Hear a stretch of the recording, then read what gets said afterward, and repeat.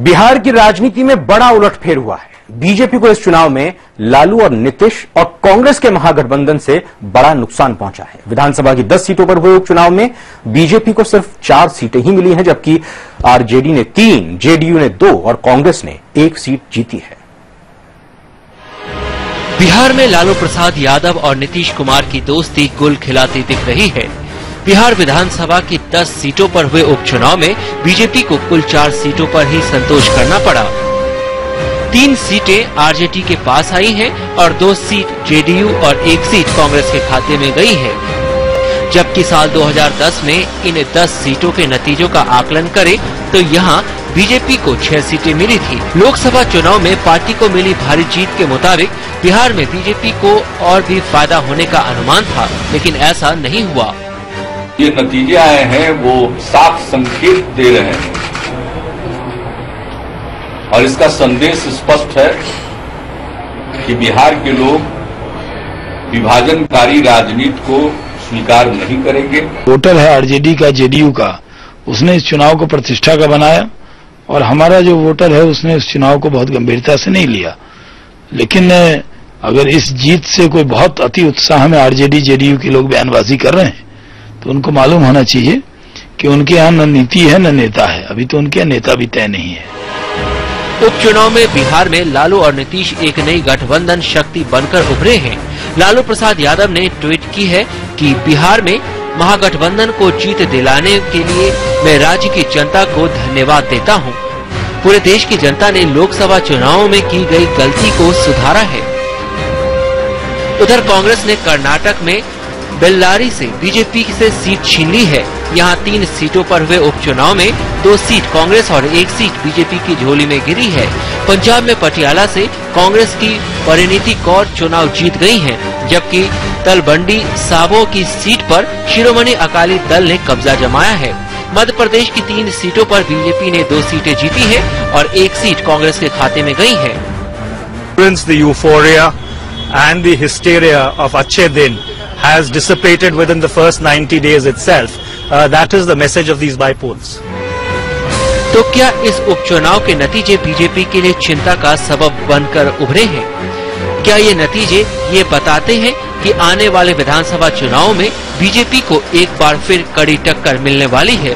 क्या मोदी का मैजिक विधानसभा चुनाव में भी बरकरार रहने वाला है या क्षेत्रीय शक्तियां बीजेपी बनाम मोदी के लिए चुनौती पैदा करने वाली हैं? इस समय दिल्ली से आलोक द्विवेदी के साथ ब्यूरो रिपोर्ट। 18 विधानसभा सीटों पर उपचुनाव के नतीजे बीजेपी का जोश ठंडा कर देने वाले हैं। जिस मोदी लहर पर सवार होकर बीजेपी ने लोकसभा में अपना झंडा गाड़ दिया, उस बीजेपी के लिए 3 महीने की सरकार चलाने के बाद कल के नतीजे बहुत अच्छे तो नहीं कहे जा सकते। यानी एक तरफा बीजेपी का माहौल खत्म हो गया है। बीजेपी को 3 सीटों का नुकसान हुआ है, जबकि कांग्रेस को 2 सीटों का फायदा हुआ है।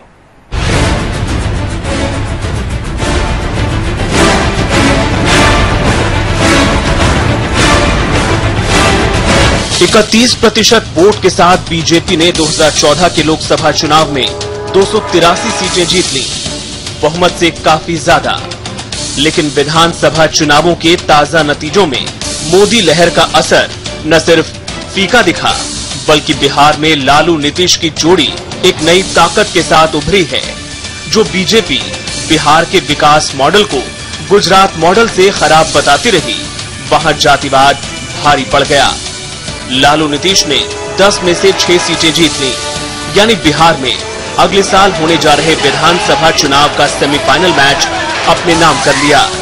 क्या लालू नीतीश ने मौजूदा राजनीति को कोई नई दिशा दी है? क्या राज्यों में अब सभी क्षेत्रीय राजनीतिक दल एक होकर बीजेपी के खिलाफ लड़ेंगे? बिहार के लोग विभाजनकारी राजनीति को स्वीकार नहीं करेंगे।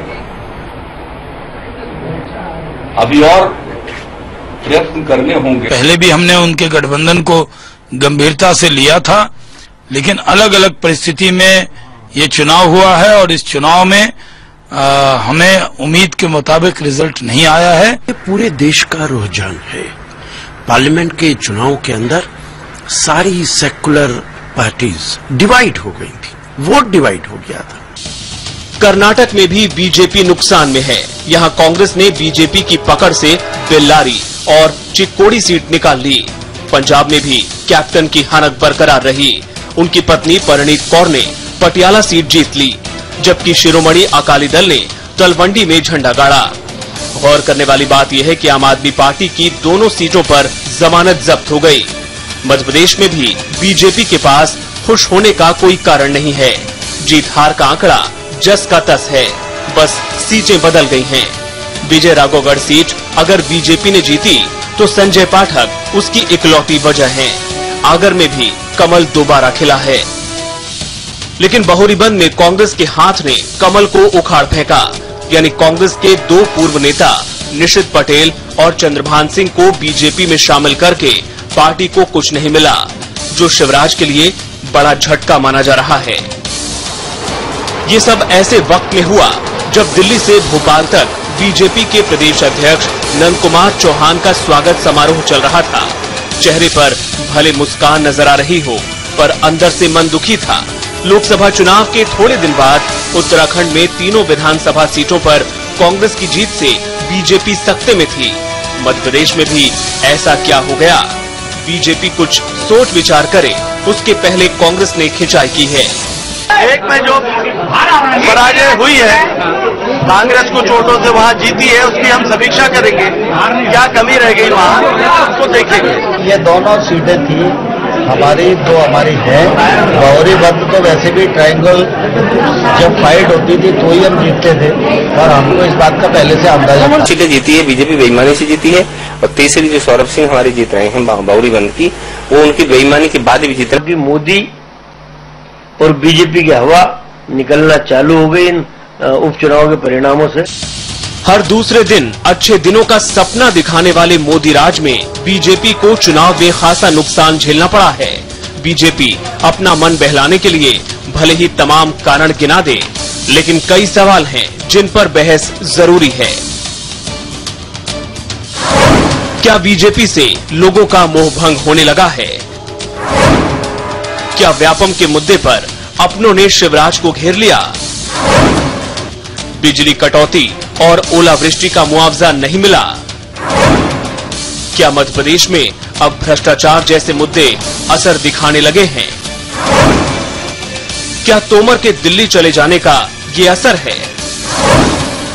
मध्य प्रदेश के संगठन मंत्री अरविंद मेनन पर सवाल।